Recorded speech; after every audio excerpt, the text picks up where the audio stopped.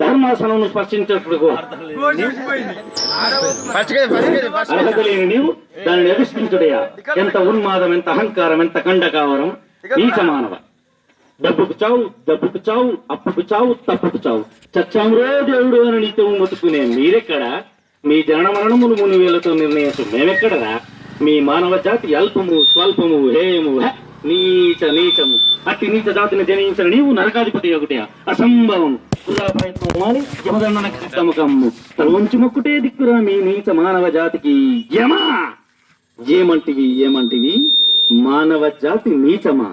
ఎంత మాట, ఎంత మాట! వైద్యులను వరకు వెంటాడి వేధించి ముప్పు తిప్పులు పెట్టి మీ ధర్మసూత్రములు మంటగలిపి పతి ప్రాణమును దక్కించుకున్న నారీమని సావిత్రిదే జాతి, మానవ జాతి.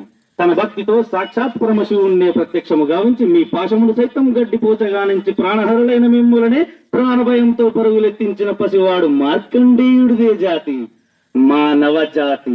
నీచమన్న మా జాతి మూలమున ఏనాడో అప్రతిష్ట మూట కట్టుకున్న మీరు నేడు జాతి జాతి అని మమ్ము అవహేళన చేయుడా?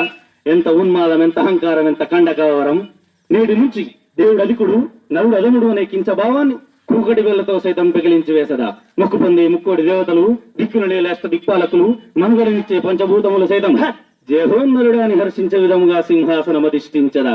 స్వర్ణమణిమయ రత్న గజతాలంకృతమైన ఈ సభా మందిరమున అకుంఠిత సేవా దక్ష పరివార సమూహ మాధ్యమున భూతల పరిరక్షణ ధర్మలీనమైన ఈ ఔరవమున సర్వదా శతదా సహస్రద పాప పంకిలమైన కుల మత జాతి కూపమును సమూలముగా శాశ్వతముగా ప్రక్షాళన గావించదా.